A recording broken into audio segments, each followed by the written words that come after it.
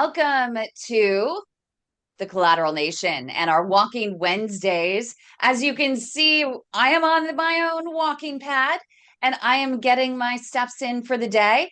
But as I always say, it's not really about steps. It's about setting aside that time, that 30 to 60 minutes where you are walking, focusing on building those natural bypasses in your legs, even your heart. Yes, your body has the ability to grow new blood vessels in a sense with every step you do take. It's particularly important if you do have peripheral artery disease, that poor circulation in your legs, mainly. Yes, it can happen in your arms as well, but it's mainly in the legs. And when you have poor circulation in your legs, you get claudication, you get cramps in the back of your legs when you walk, and that really sucks. So it's counterintuitive, but we're going to tell you don't stop walking. Walk more, walk through those cramps. And to help motivate you to do so, I want to introduce you to a really good friend of mine and someone I admire so much, Dr. Kevin Morgan. He's a pathologist. He has a PhD in pathology, if I'm correct, and he is a retired veterinarian. He is a PAD patient. He has had an aortic dissection that's been fixed and Aortic aneurysm. aortic aneurysm that's been fixed. Thank God it did not dissect. It's probably the better way to do it. I can see our YouTube producer, Josh, cringing because he works with our good friends and sister nonprofit Aortic Hope, and Karen Anderson, the CEO, would be like, no, no, no, no, no, no, no, it's wrong. So if you want more information on that, make sure to go to Aortic Hope and their YouTube channel for more on that. They even have a great book, but also Kevin Morgan here has a great Facebook group for people who have aortic aneurysms that has been definitely helpful for me because for those who have been following our channel for a while, my mom passed due to an aortic dissection. And if only I would have known the symptoms prior to that, I would have realized that my mom had something going on and maybe we could have saved her.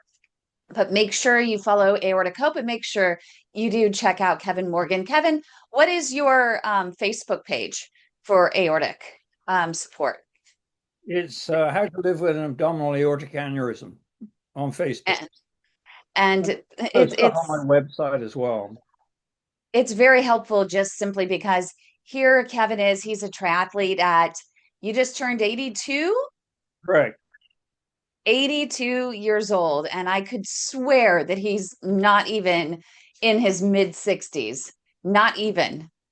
I would never have guessed that you were in your 80s, Kevin. And that's really a testament to your training and your commitment to staying healthy, trying to be a centurion, right? Yeah. Exercise is the key. Diet's important. Being kind is very important. But underneath all that, exercise is critical. Yeah, no, definitely. So we want to have every single week this hour where Kevin and I are going to hang out. And I think we have Douglas who's here as well. I'm not sure. We had someone else that just joined our live studio audience. You can join via YouTube, you can join via Facebook, wherever you want to join. If you do want to join our Zoom and you're not in our Facebook groups, padsupportgroup.org, where you can actually get the secret link to join our Zoom. If you're not there, you can always email us at info at padhelp.org. But we want to answer your questions about walking as medicine. And we want to try to have this for you every week. Come walk with us at least one day a week. You can get a little extra motivation and get some tips and tricks from the expert here, Dr. Kevin Morgan, on how to improve your circulation in so many ways.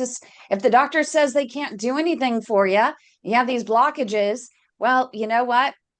Doctor told him that a long time ago, and look, he's still plugging away. He's doing great. He's still in his triathlons, and he's writing amazing books. So, inspirationalselfhelpbooks.com is his website, and he posts a lot of content as he's doing his training. So something new just about every day out there. to help motivate you and support you in your journey. But I want to start now that I've, gotten through my soliloquy here. You put me on a treadmill and my mouth runs just as fast as my feet. So sorry about that. But Kevin, tell us about, because I think you being a pathologist plays a great role in the credibility and establishing that. So talk about what is a pathologist, what goes into the training, and how it has contributed to your success as a PAD warrior in triathlons. Sure. Okay, Kim. Well, pathology is basically the discipline of the study of the nature of disease, which involves trying to determine the underlying mechanisms, ideally to develop therapeutic approaches to curing the disease, preventing the disease, vaccinating against the disease, or whatever. But it's really about understanding disease. I got a PhD in veterinary neuropathology back in 75 in Edinburgh, in Scotland, and there I studied sheep diseases and mainly biochemical abnormalities affecting the brain. But then I went on to study general pathology. I got my Fellow of the Royal Colleges of Pathologists qualification. They accepted me based on published works. But understanding diseases, like my medical training and my pathology training, have been critical for how I've dealt with PAD since 2014. We're talking more than 10 years ago since it reared its ugly head. But in addition to pathology training, I also have extensive body movement training. I studied Feldenkrais, Pilates, yoga, whatever, to try and understand how my body worked, starting with Jeet Kune Do, the Bruce Lee fighting style, where I learned a great deal about body movement and efficiency. Uh, and so that has also helped considerably.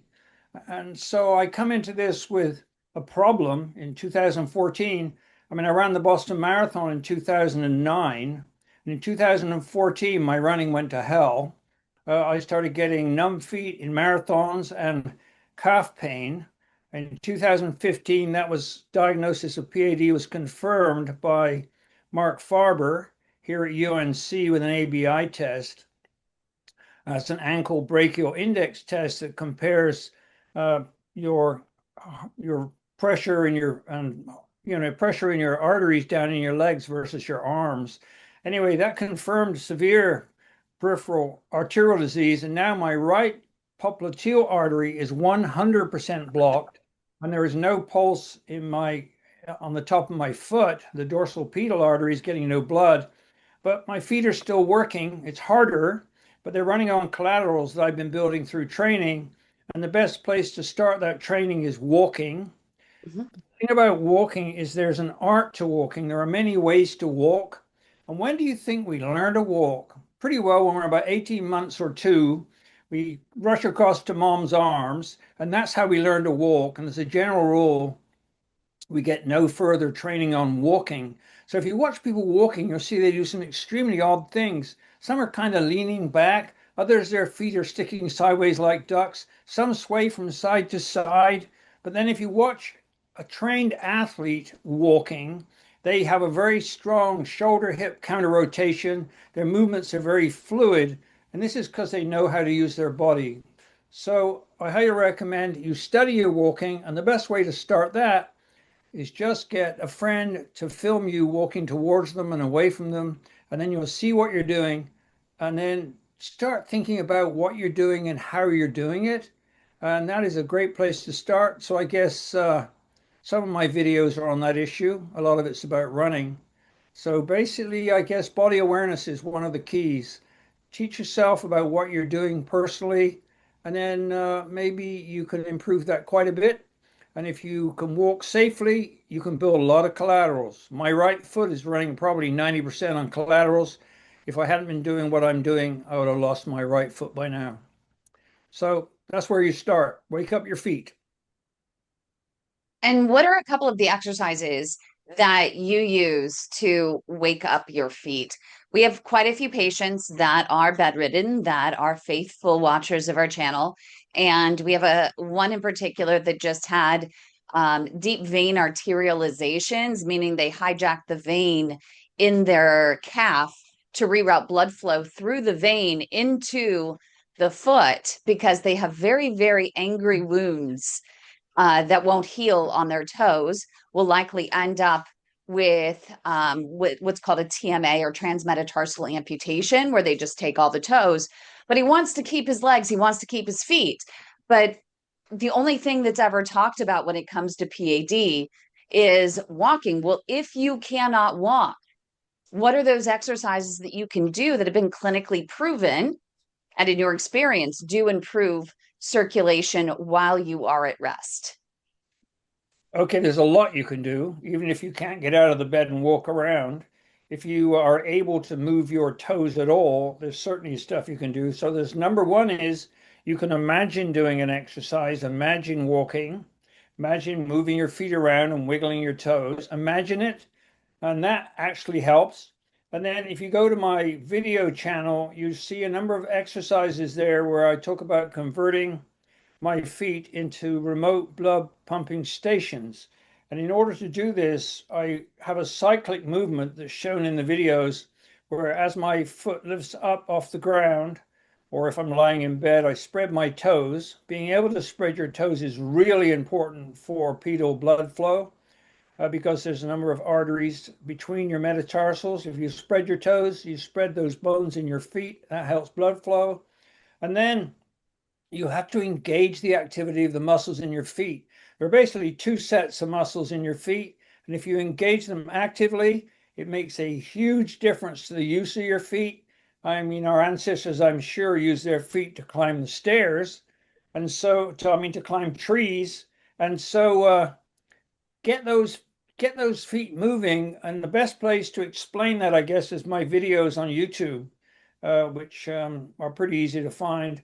My channel is called Fit Old Dog on YouTube. And if you go in there under PAD, there's plenty of exercises. And so you can start with those in bed. One is called a PAD 100, which is tough. So that would take a little while, but it wakes up your feet. So the trick is wake up your feet, for heaven's sake. If you flex your toes, you curl your toes down, you contract muscles in your calves that will help venous return. It makes a huge difference. So bodies thrive on activity. So be active. Start using your feet. And whatever you do, don't use compression socks. Don't use tube socks. Don't use shoes with a small toe box. You want to keep everything as open as you can so as blood and tissue fluids can get around. So that's the trick. Easiest way to know what I'm doing is to watch the videos.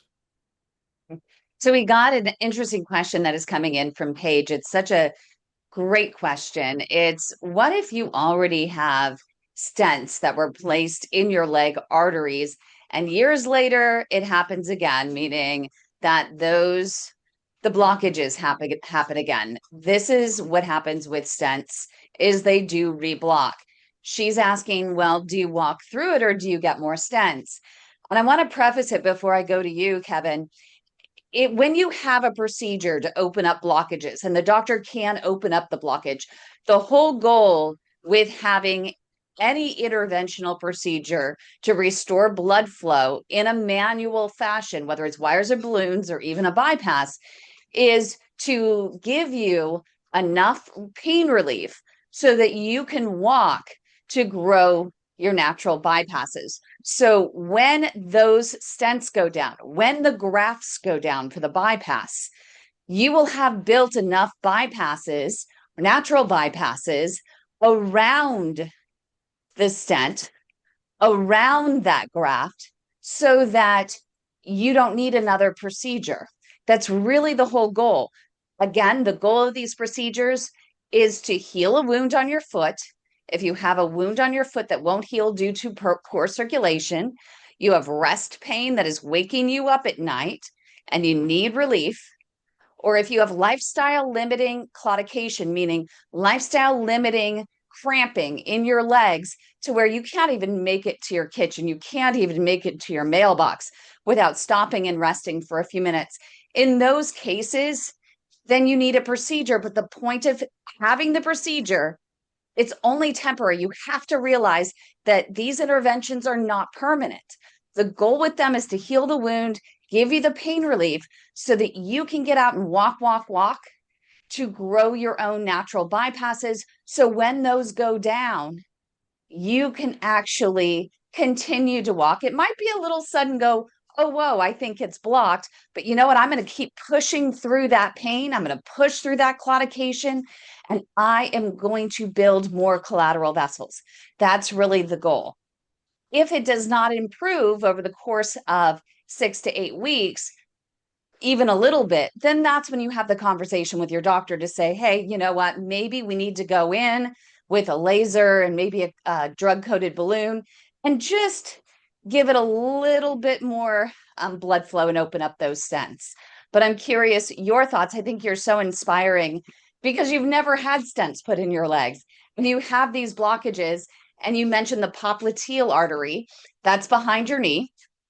And that's the best place if you're going to have a blockage. So much collateral growth can be generated in that area in particular with walking, correct? I missed part of that because you went silent. Oh no, Yes. am I freezing? What was the question? Yeah, you froze. So my question was, these procedures are simply they're temporary, right? All of these, when they open up your arteries, no matter whether it's with wires and balloons and placing stents or doing a bypass graft, it's only temporary. It's not a matter of if they're going to go down and block back up, it's a matter of when. And the only reason to have these procedures is really to heal the wounds. If there are wounds on your feet or your toes that are not healing due to poor circulation, or if you need pain relief. And we're talking pain relief for pain that wakes you up at night, or pain relief for lifestyle limiting cramping in your legs where you can't even get to the kitchen, you can't get to the mailbox, and you just need a little more blood flow so you can walk, walk, walk to build more collateral vessels. And so this person's asking, well, should I go and have another procedure or to get more stents or to get the stents cleaned out, or should I try walking? And the protocols for PAD management is you should get out there and walk. And if walking does not improve your symptoms by pushing through that claudication, even with the block stents, then that's when you have a procedure. But I think it's good for people to know that you have these blockages, and particularly behind the knee, which is the popliteal artery, the best place to grow and generate those collateral vessels by walking. You've never had a procedure, and it's all just through training, correct? Yeah, that's correct. My surgeon, Mark Farber, I approached him back in 2015, asking him if he could do an angioplasty or put stents in my, distal arteries in my leg, and he strongly advised against it. He said you risk losing that leg. It's a dangerous procedure, and he suggested a walking program, and that was fine, but I went way beyond that. But I think with this disease, if there's any sign whatsoever of atherosclerosis or arteriosclerosis in you or if family members, whatever, it's important to think prophylactically, think ahead. And the exercise program should begin then because you need the collaterals later on when the vessels start to block. And it's quite an art, actually. And the business of walking, you need to walk. It's basically endurance training. If you push too hard and your calf locks up, then you have to stop. That's not what you want. You want to take it right to the edge. I wrote an article about that, comparing it to the lactate threshold in endurance training, where you get close to the lactate threshold, but not so your muscles lock up, so you can keep going. If you go too fast, and cadence is important, if you go too fast, then the muscle will be deprived of blood completely, and then you don't function. So the first sign of a problem with a muscle that's starved of blood is you'll notice your feet start slapping the ground instead of working properly. And you need to learn how to walk properly, by the way, and that is a big topic. Um, that's when you back off. You might walk more slowly. If you have a real problem, then you just stop and you have to suffer the pain of reperfusion of the muscles. And you learn to take it to the edge, but you have to think like an endurance athlete. So if it looks like you're heading for problems, with the existing stents through clotting, then or build up on the wall, then you should be doing your training then. You should start your walking program then. And there needs to be more than just walking. You need cross training, for which I do cycling and swimming. Swimming is really good, especially certain exercises that are on a couple of my videos. And that cross training keeps your body strong. So you need to be a strong body, not just depending on your legs. You need to engage your whole body in the process. And that's what my work is all about. And I think because of my Ironman training, and in spite of a horrible blood profile, I mean, my triglycerides, when I discovered this problem back when I was in my 30s, my fasting triglycerides were over 2,000, whereas they should have been below 150 milligrams per deciliter. This was like a life-threatening situation, and I was saved by my exercise and training. But the trouble is, you have to find some exercise you enjoy, and I cannot imagine not enjoying walking. I mean, a good book to read on this is Danny Dreyer's Chi Walking. I highly recommend that book. I did his Chi running technique for training for long runs, and it really helped me a lot. That and Jack Hagee's work. So you'll be able to find all that stuff on my websites and stuff. But yeah, you started by reading Danny Dreyer's book. It's written by him and his wife. I forget her name. I'm sorry about that, Jack. Danny Dreyer's wife. Anyway, that is an excellent book to teach you how to walk properly and effectively and efficiently and enjoyably. So Danny Dreyer, Chi Walking, highly recommended. Complex subject, one worth studying for us. And remember, you're probably going to have PAD for the rest of your life. So now you're an endurance athlete fighting PAD. That's the enemy, and you can beat it. I mean, I'm still going at 82. I did a local run not long ago, and so it's you would hardly call it running, and I'm slow because I got PAD and I'm 82. I mean, what do you expect? But But you still do it. You still do it, which I think is admirable that's the and trick. inspirational. Got to get out there and do it. That's exactly right. So, something that I've never had anyone answer because I'm not quite how to formulate it. So, bear with me on this question. Um, So we always tell people that you need to treat your walking workout as if you're in the gym with a trainer and you're, for example, either doing leg presses or bicep curls. And you have to do 3 sets of 15. You're on that last set of 15. You're at 12 and you're just like, I can't do it. There's too much pain. It's burning. You can see literally the veins bulging, out of your arm as you're just stressing and stressing and stressing. And you're like, I can't do it. I can't do it. And your trainer says, just give me one more bicep curl, one more leg press. And we liken that to just give me one more step. Talk about the collateral vessel growth when you're a bodybuilder, because obviously these collateral network of vessels end up kicking in. If you're building more muscles, you're obviously needing more blood flow to fuel those muscles. So I would imagine that's the same thing as what you're doing when you're building your collateral vessels around blockages in your legs, or am I wrong? Well, what you're describing is intensity training, and you want to be doing endurance training, which is much gentler, and you get a feel for where things are going. I mean, I can walk 10 miles, no problem. But if I try and run up a hill, my calves will lock up because of pace and load. So what you want to really do is think like an endurance athlete, not like somebody who's wanting to bench press 250 pounds in the gym. That's intensity training. Uh, this is endurance training, but you have to take it to the edge. You have to push it a bit in order to get improvement. But there's a huge difference between intensity and endurance. Well, I just mean taking that one more step. So they say push through the claudication. So that's my example of, so you're pushing through the claudication to walk to grow those collateral vessels, and you're walking to a level 7 or 8 as you're doing it, which the pad management guidelines for walking state is that you have to push through and take that extra step when you are walking as medicine. It's not good enough for you to just walk to the point of claudication to when you start feeling the pain, the time at which you're actually growing the maximum amount of collateral vessels is when you're pushing through that cramping to your breaking point, in a sense. Not quite your breaking point, but to a certain extent. And that's where I was like, well, when you're actually doing your bicep curls and you don't think you could do another, and you feel the burning, you feel the pain, no gain is what your trainer says. You just give it just one more bicep curl, one more step. Does it make sense?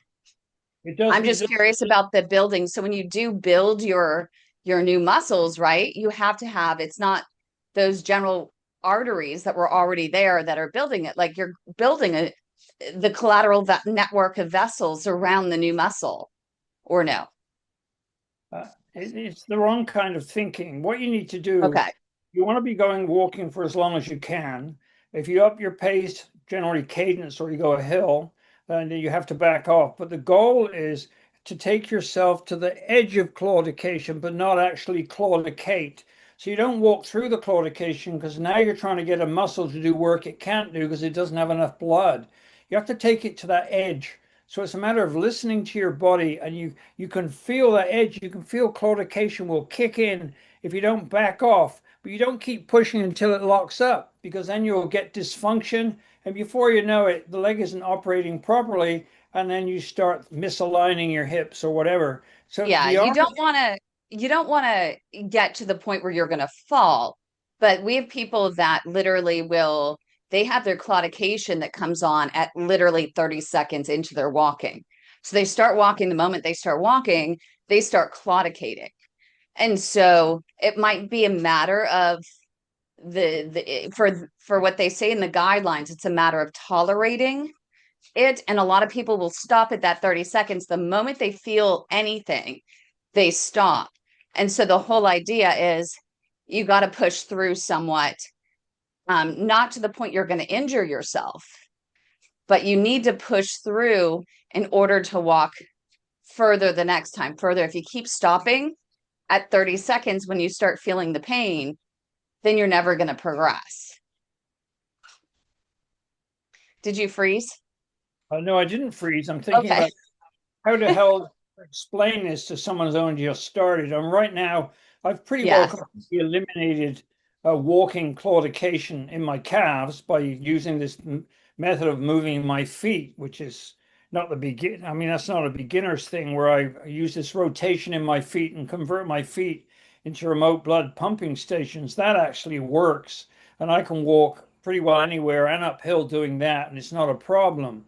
When I started doing this stuff back in 2014, I would have to stop at about 250 yards on a run. My calf would lock up. I may have to wait as long as 20, 30 seconds for the calf to refill with blood, and it would hurt like crap. I think to some extent you have to go to that point initially, but it's really better to use the technique I've developed, which is to turn your feet into pumping stations and then learn how to take yourself to the edge, just like keeping away from your lactate threshold. This is endurance training thinking. It's not a simple thing. And I suspect that many people giving this advice on claudication are pushing through it. Those are the very same people who will tell you to push through your lactate threshold. Bad idea. It's not, it's the wrong way to think.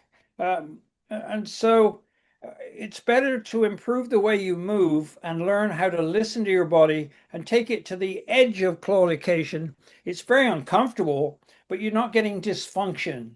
And so it's all a matter of how you hope to train. But you have to think like an endurance athlete. You can't think in terms of intensity, and you can't push a muscle through if it's not getting any blood. You're now into lactate threshold territory, anaerobic exercise. You want to avoid that. What you really need is aerobic exercise, use of oxidative phosphorylation, not glycolysis. So this comes down to biochemistry at the end of the day. I think there's just, you have a greater pain threshold probably than a lot of people. And so when you're being, someone who's been doing this a while, and I think that probably those people who are in the earlier stages, um, when they tell me that they are at the onset of claudication, it's like, okay, I feel something. And we have several people that have ended up wishing that they would have walked a little bit more because they ended up with the amputation. They're like, God, I wish my doctor would have told me to actually walk through some of that claudication, because every time I literally started feeling something, I would sit. And I, I, I think they you wish need they to would have pushed. you need to walk into love. At first, a simplistic approach to the problem is you repeatedly walk into claudication until you really can't walk, and then you stop, and you let, like I did at first, and then you let the muscle refill, and then you do it again, and you do it Yep. again, and you do it again over and over, as I did for as many as 10 miles. I would keep stopping until I learned how to modify the way I moved, and now I don't have to do that. So I think that needs to be clarified for beginners. Yeah. At least it's a place to start. But if you start thinking intensity and not endurance, you'll never get the collaterals you really need. And not more study needs to be done on this anyway, that's for sure. Yeah. And we have someone that came in with a question that emailed me yesterday in preparation for this. They were talking about, I don't know how much treadmill training you've done, but they were wondering about what some options were for improving their collateral vessel growth while on a treadmill, and including the different inclines. Do you want to go, what if you hit 30 minutes at zero incline? Do you want to try going 60 minutes with zero incline before you go up to the next level, let's say 5% or 10% of incline, and then try to work your way up to 30 minutes again, then work your way up to 60 minutes again, and then go up another 5 or 10%? Or based on your experience, what would you suggest? Well, on my YouTube channel, I videoed a 1 hour treadmill incline training that I did Oh, in you order. did. There's a video one. It's a 1 hour. I don't. I mean, I didn't. A video doesn't run for an hour. That'd be really boring. But I took segments at different incline levels and described how I get to the incline I want to work on. And if you're trying to build real strength in your collaterals and your legs, you might work with higher, but you can also on a treadmill adjust it so you're on that, like that edge point of what I talk about, lactate threshold, so then you can keep going but you can feel it's doing the work. I think that actually is one of the most effective way to grow collaterals, though we need studies to prove that, which we don't have. We just have my perception in this case. So if they go to my YouTube channel, on there is this 1 hour treadmill workout designed to grow collaterals, and I'm describing it as I go along. And unfortunately, the video is just like you right now. The screen of the treadmill is bouncing up and down all the time. I have to film it while I'm doing the exercise. Yeah. If they go look at that, the answer lies there. And we have Mike, who actually has a comment. He says he does your pad 100 every morning, and it certainly helps to wake his feet up. So he thanks you for that. So he's watching your video every single morning and making sure that he does his pad 100. You talked about in the beginning, just for those who may be tuning in, give us the quick Cliff Notes version of that pad 100, because he says it really works for him. Yeah, well, what I did was, if you can see my hands, I turned my feet into pumps. So basically, I spread my toes and then I contract them as my feet come down on the treadmill. I contract them and then I pull back, which contracts all the muscles in the bottom of my feet. And that pumps the blood out of my feet. And then I lift and spread my toes. That helps the exit of the blood and tissue from my foot up toward my calf. And so I do that. The PAD 100 is like this on both feet. So you have to do it right. You're doing this with your feet. And it's like 1, 2, 3, 4, 5, 6, 7, 8. And in the video, I do it 100 times. So the person watching the video can do it with me. Because I've noticed that people doing yoga, it helps to watch the yoga instructor. So if you go to my video channel, you'll find the PAD 100, one word, I guess, and you can just copy what I do and I explain it fairly clearly, I think. So thank you, Mike, for your encouragement. You're the first person, I think. So what's really interesting is as soon as you started talking about curling your toes and grabbing them, I was going to ask you, I've been on my walking pad now for what, 45 minutes? And I've been walking at It's a 10% incline at 4 miles an hour. And I've already burned 200 calories. Thank you very much. But I always notice about this time, my left hip starts bothering me. And as soon as you told me to start curling your toes and bringing them back, the hip pain went away. That's pretty incredible. I don't know if one has to do with the other, but I'm literally now clawing, in a sense, through my shoes as I'm taking each step. The important thing to remember is your feet and your hips are integrated. They're an integrated system. And this is part of my work on so-called plantar fasciitis, which is absolutely the wrong name for that condition. It's basically a nociceptive heel pain coming from hip misalignment. So yeah, thinking in terms of engaging your hips with your feet is really important. I have a lot of trouble with my hips because I know I have blocked vessels up there too. And I'm working out ways, mainly on the treadmill, to push collateral growth further up my body in my hips. I mean, if I can grow them in my heart, surely I can grow them in my hips. And so, yeah, it's go study Feldenkrais or Pilates or yoga or whatever. I've done all those things, and they've really helped me a lot. So it's interesting because yes, you're literally clawing your way along, engaging your feet, pumping the blood, contracting your calf muscle, so you drive blood towards your heart through venous return.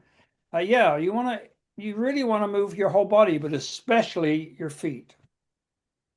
And we have Mike that's coming in. He says he does intervals of 10 minutes on a high incline and then intervals of 10 minutes on flat for an hour and a half.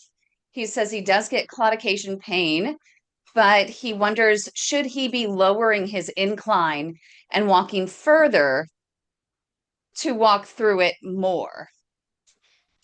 I think you have to do both intensity and endurance training. So for intensity, you can have a steep incline for a briefer period of time, but you also need regularly to do less of an incline for a longer time.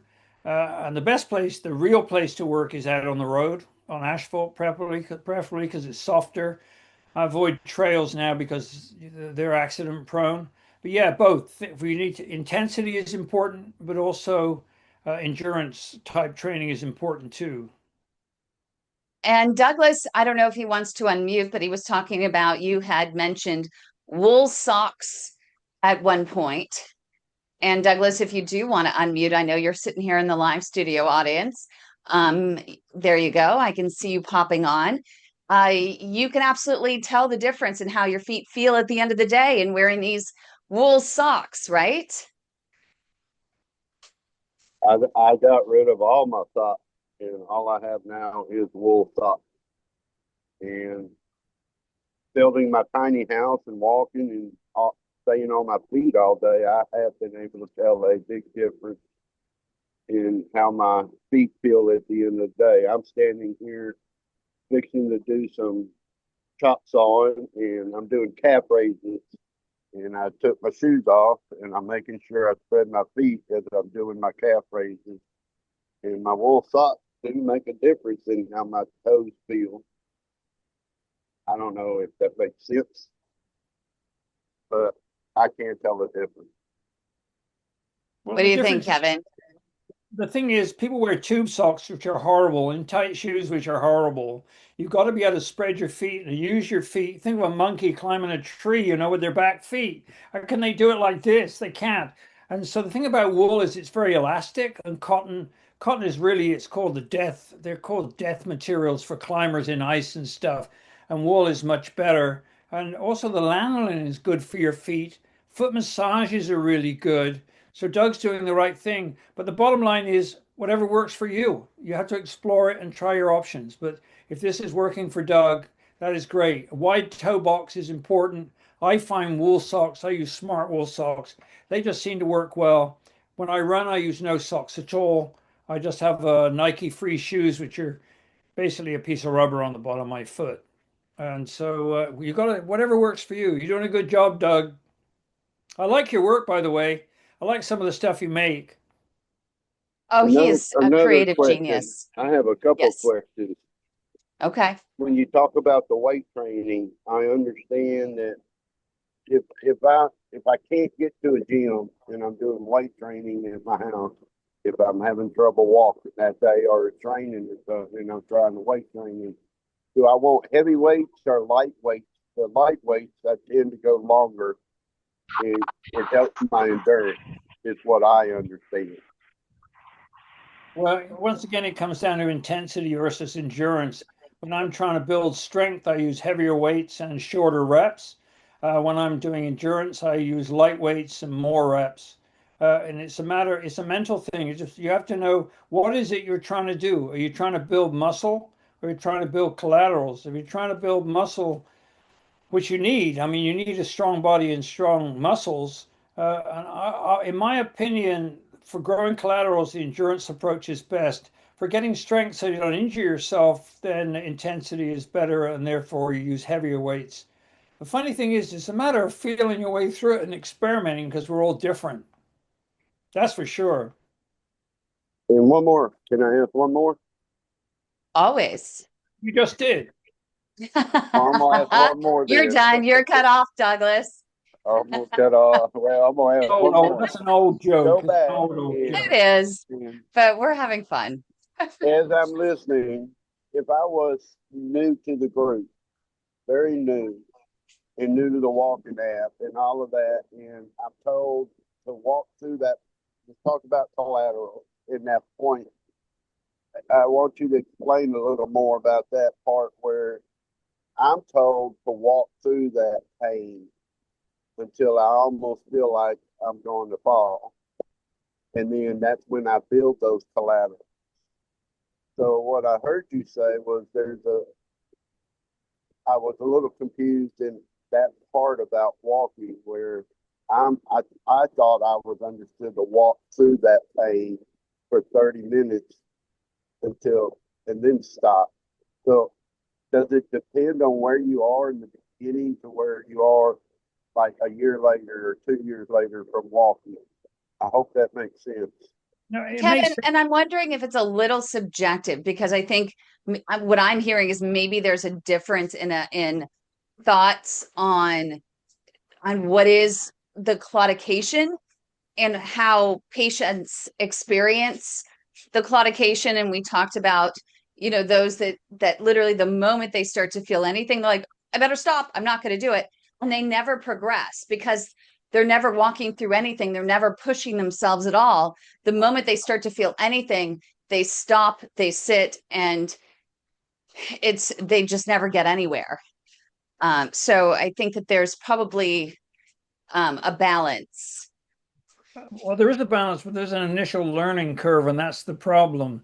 Pushing into the pain to the point that you stop is like training for a 100-yard dash. You're going into lactate threshold territory.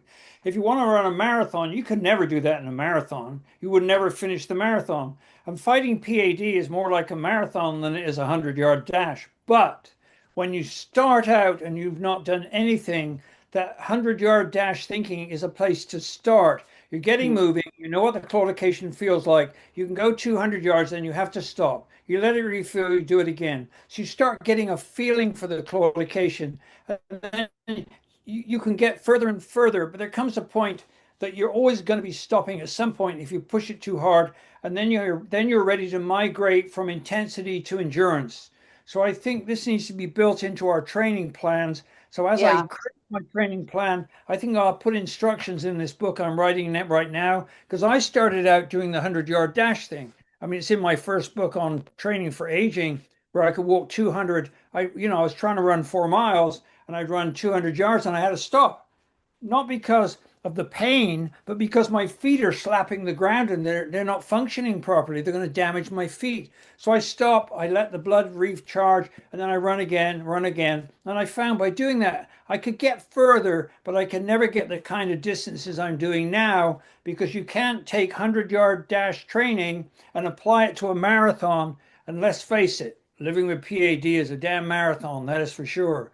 And so I would Yeah. say, I'm going to think about that and come up with a training plan that includes the initial intensity training, Yeah. and the migration from that to endurance training, which is Yeah. basically a transition. And I think that that's a really good point. I think that that's something that we do need to talk about, because once someone does get, let's say, the stents put in, right? They never really they can't walk through. They're at the later stage. They end up getting stents, or they end up getting a bypass. And I think that's more of where they need to start at the marathon versus at the 100-yard dash, right?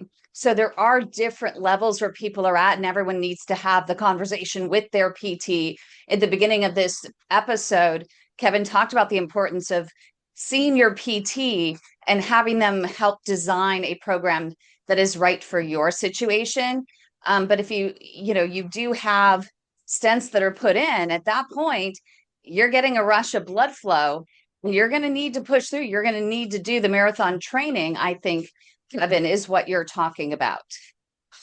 Yeah, it really is interesting because the real problem is most people are much too inactive, and they've created this problem, and through no fault of their own, by not doing enough exercise throughout their life. And I understand why. You're raising kids, you have a job, you da da da da da da da.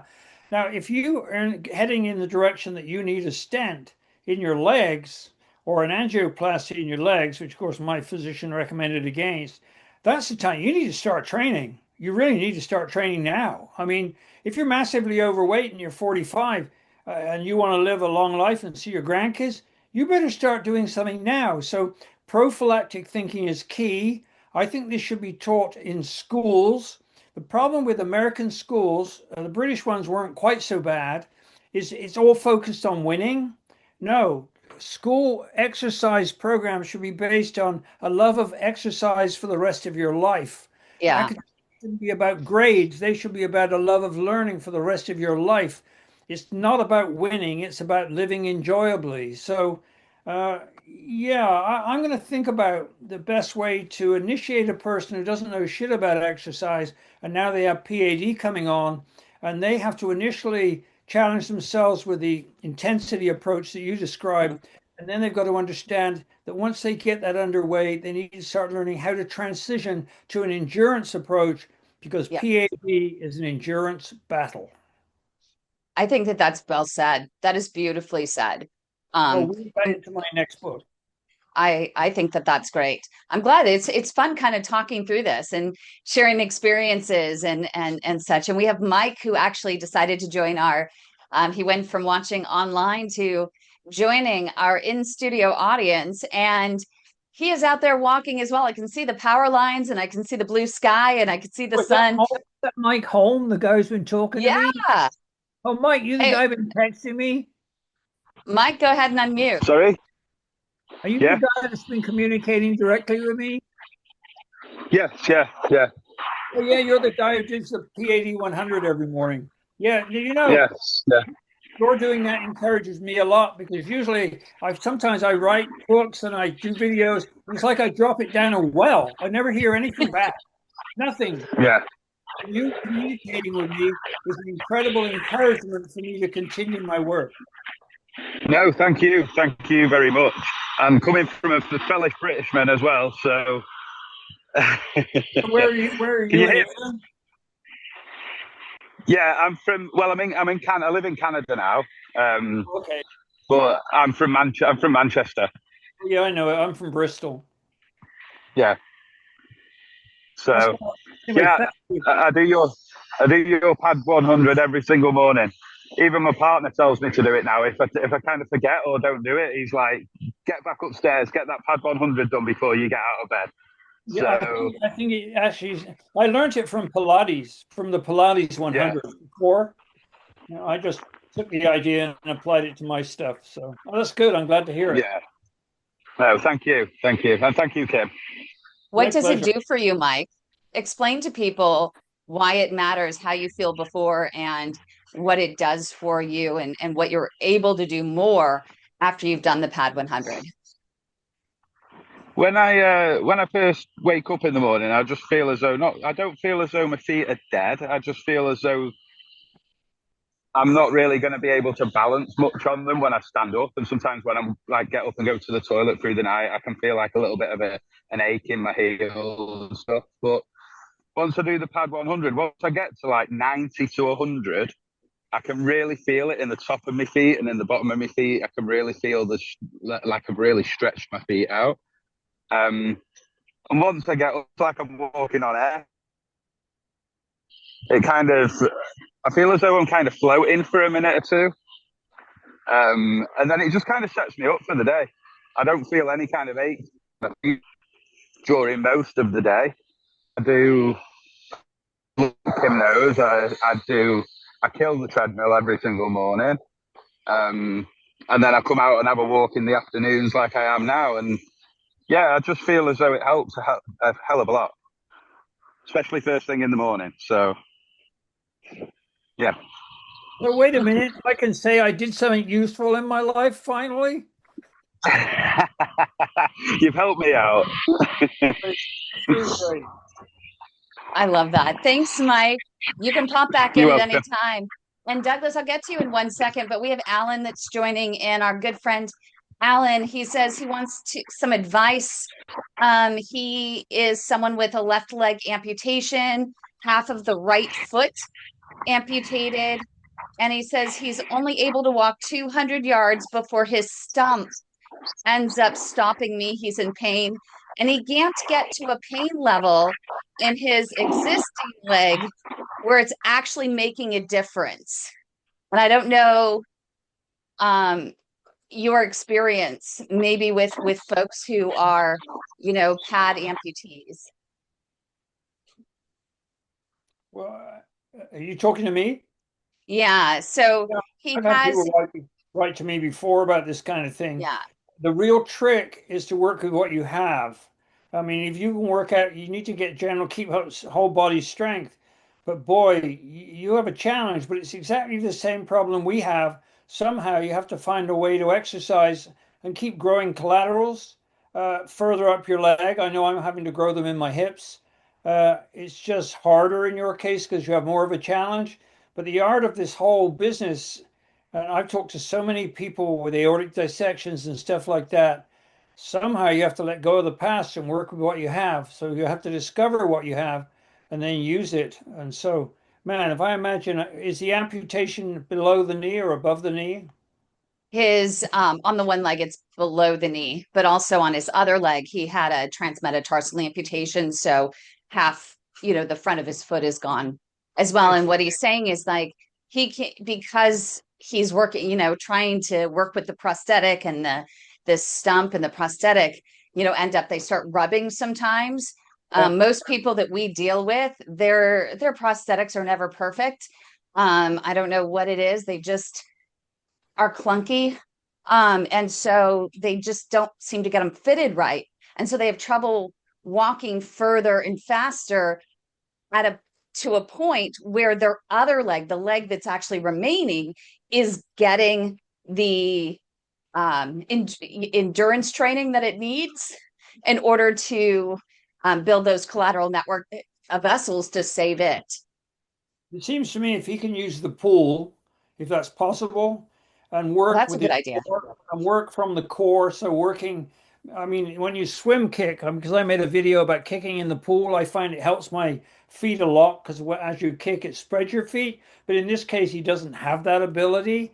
I mean, even in the foot that's cut off through the metatarsals, he's going to have to work on flexibility at the ankle. So if he works from the hips, it's going to help him build the strength and collaterals he needs in his lower legs, which he can then apply to walking. So that if I was him, I try and put my mind in his situation. If I could work in the pool, then I can do the cardio work I need to do, and I can do the strengthening I need to do, and probably even to some degree collaterals, which I then apply to the stump. And so, man, this is a real challenge. I kind of admire him fighting back. I think this is impressive.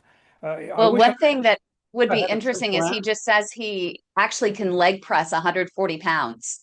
So That he might be one that you might want to share a personal story with through in your books, and maybe work with him a little bit separate on it and talk to him further about his limitations, because no one is talking about it, Kevin. And this is something that we have a real need for. I mean, you think that we have a need just for general pad patients and walking, but we need to stop the revolving door of amputations. And there are no programs out there that are clinically proven to help. And I think that you would be one that could start the process of helping people like Alan to do what they need to do to halt the revolving door of amputations. I'd like to talk to him because my training plan talks about it being designed for amputees to athletes, the full range of people. And I've thought a lot about this problem of amputation and how to deal with it and how to do the work. I mean, you can't do the PAD 100 if you have no feet. So what do? But you have to have exercises designed for you. The physicians are not going to do this. They're not equipped to do this. In fact, I don't think anyone is equipped to do this apart from us and the person with the amputation, because it's a thinking problem, a solution. It's a problem-solving issue, and we are so at such early days with this. Man, amputations need to stop. That's for sure, because most of the time I think they can be avoided with regular atherosclerosis. But that's another story that you deal with every day. Anyway, if that guy wants to talk to me, write to me, whatever, I will do. It will help me a lot to think through the problem, because now we're talking about serious biomechanical challenges. Yep. And Alan, it's inspirationalselfhelpbooks.com. And you can actually, Kevin answers all of his emails that come through that site. So just definitely contact him through there. It's pretty easy. He's also very responsive on Facebook. So, and especially he loves those likes and comments on those Facebook posts in our group to help drive them forward and get more people to see this incredible information. Alan says, there's nothing working that he tries. He tries some new ideas and he just can't seem to stick with them because there doesn't seem to be any forward movement or improvement. And I think that this is an issue, Kevin, that I'd love for you to address just overall, because with any exercise regimen, it's hard to get started. We just had our friend Jody in the group, or Jose in the group. He goes by Jody in the group, but his name is Jose. He was able to lose 300 pounds. And he said the beginning, when he was first losing the pounds, that was really kind of hard because he wasn't really losing as quickly as he needed to continue to motivate him. When you're 600 pounds and you're changing your diet drastically, you're exercising, and you're not seeing the pounds drop off as quickly as you'd like, that's hard to stay motivated, right? And I think that that's also, with Alan, nothing he seems to be doing is, getting him to a place fast enough to where he's motivated to continue to do it. Is he interested in wheelchair racing? I think he's not in a wheelchair because he's low knee. Yeah, but I was thinking about anything that's a sport that would be help his general training. I'm not thinking about, I mean, if he's only got, one leg and he's lost the toes on one foot, but he wants to do something interesting, he needs to find things. I mean, for me, it's Ironman, but he needs to find things that he can sense progress and change and help others in similar situations. So that's just a thought. It's just a thought. Yeah, but It's a good thought. he goes to my website. On the first page, there's a sign up for the newsletter. I send out the newsletter every Thursday morning. And then if you reply when you receive the newsletter in your inbox, you can reply to that email, which will come in your inbox, and I'll get an answer, and then we can communicate. I'm very happy to do that. And this has got me thinking, man, it's like we're right at the very beginning of solving this problem, because nobody's thinking about this situation apart from the person who's got the problem. Yeah. And then he also has really bad heart issues. So he has cardiomyopathy. And so he can't do high impact anything. Everything has to be low impact.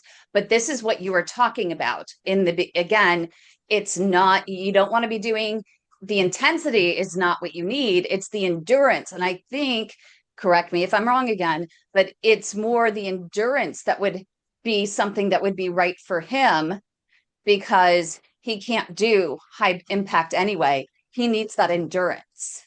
Right. Can he use the pool is my first question. I'm hoping up. So he says, yes, sir. So Alan, just reply again in the comments. Was it yes, sir, that you, it was exactly what we were saying, that endurance training is what you were needing? Or do you actually have a pool? Do you have access to a pool? You know, I could fly you out to California and you can use our pool.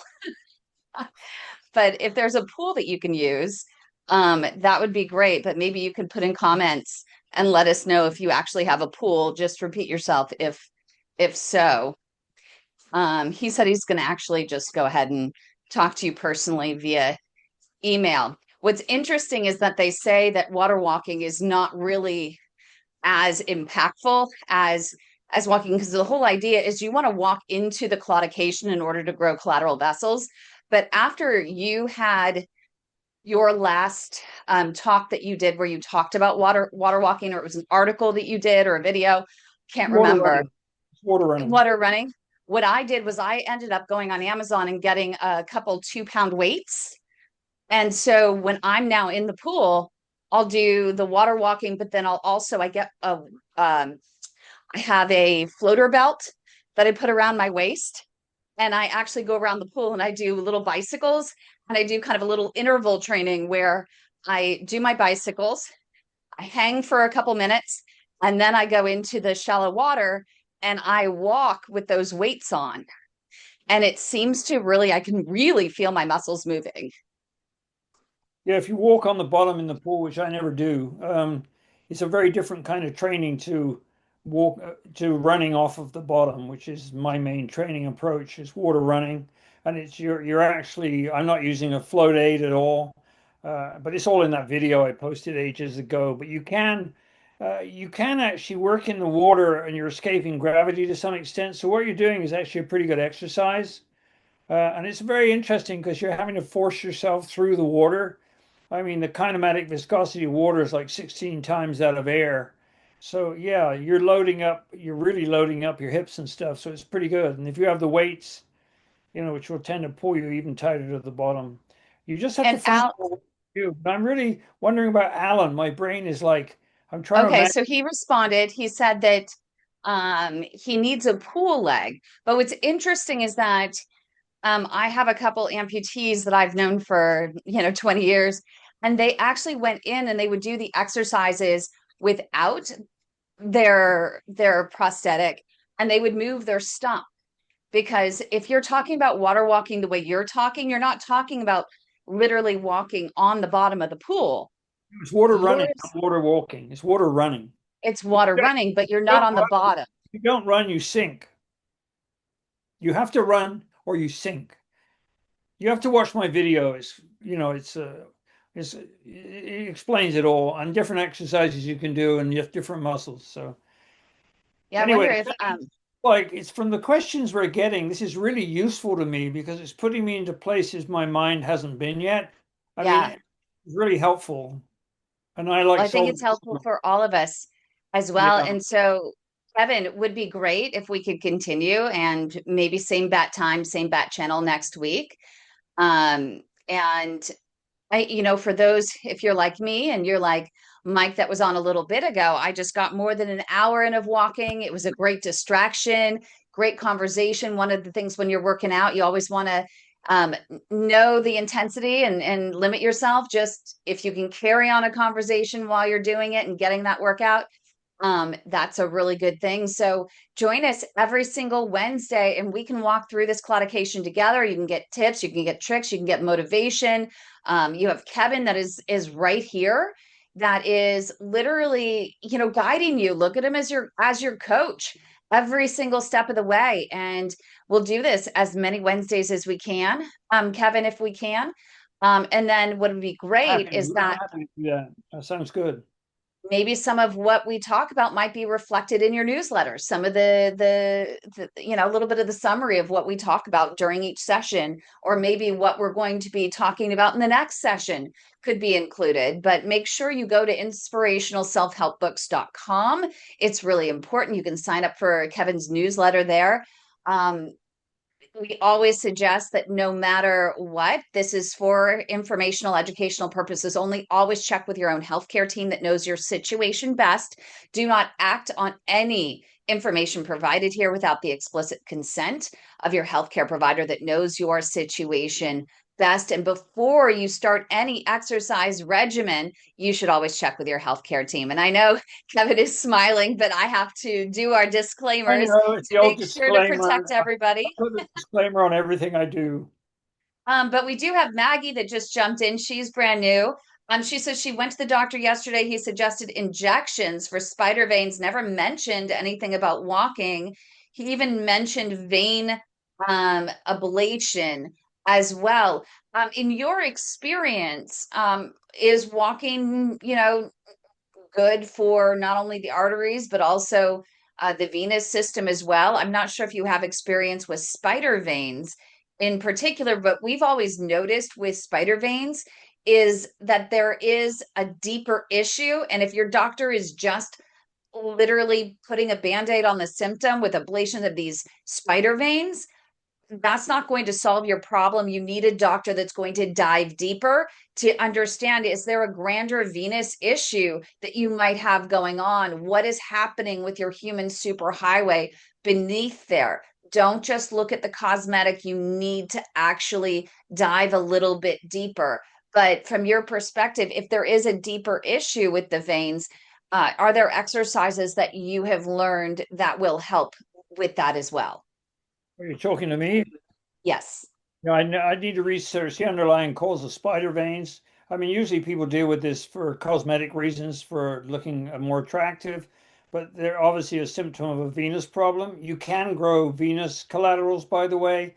At the end of the day, the way your body works is so dependent on exercise. There are muscles that affect the skin. There's the panniculus carnosus under the skin and much of the body. And so I would have to research it. And I can do that. That would be great, because that was the one thing that I ended up talking to a couple venous doctors in our group. Maggie, if you're in the PAD supportgroup.org, we do have an advanced world-renowned venous expert who is in there, and he answers all of these questions. And one of the things I did learn from him is there's always something deeper going on. If you have something that's materializing on the surface, like spider veins, you do need to find someone that is going to do a little bit more exploration to understand the root cause of those. I mean, it could just be something that's genetic, but most of the time, even if it is genetics, there is something deeper in the grander venous system that might need addressed. So make sure you do the exploration before you rush into procedures, and also ask the question about whether certain exercises might help as well. But thank you everyone for joining us. Again, make sure you like this video, please. It just helps our algorithm with driving our video forward a little bit further for more people to see. Also subscribe to our channels. We have a couple channels represented here. You have Fit Old Dog, even though he's not an old dog because he's still learning new tricks. I'm 82 old. But it's youtube.com/the @fit old dog. And also the Global PAD Association's YouTube channel. Make sure to subscribe to our channel as well. That's youtube.com/the @global the way to my heart. The way to my heart is our 501c3 charity, and the Global PAD Association is our grander front facing name as well. But the YouTube channel is @the way to my heart, and Kevin's is Fit Old Dog. Make sure you join us every single Wednesday. If you want a special invite to our live studio audience, make sure you email info @padhelp.org and let us know that you want to join and you want to get on our calendar invite for our regular walking sessions that we're going to be doing every single Wednesday. I think this is early for me out here on the West Coast, but if you want to do it at 11 a.m. Eastern time, then I am in. It seems to be a good fit for Mike over there on the East Coast, as well as some of our folks over in England as well. So we'll stick with it for now, and hopefully you'll join us every single Wednesday. But keep walking. Walking is medicine. Walking is the best medicine for peripheral artery disease and improving your circulation. And again, give us your website and where we can reach you and where they can get your newsletter and the books that you have on Amazon, Kevin. Okay. Yeah, they're there. It's all on my website, inspirationalselfhelpbooks.com. All the books are in there with short descriptions and stuff like that. If you really want a book and you can't afford it, I can send you a free ebook, but I can't send a free paperback because it's too expensive for me to manage. Fantastic. Thank you so much, Kevin. Thank you, everyone, for joining us. Make sure you do check out those books on Amazon. And if you do need the ebook and you can't afford a regular book to buy on Amazon, just go ahead, go through inspirationalselfhelpbooks.com and message Kevin, and he'll get you that free ebook. But thanks, everyone, for joining us, and keep walking.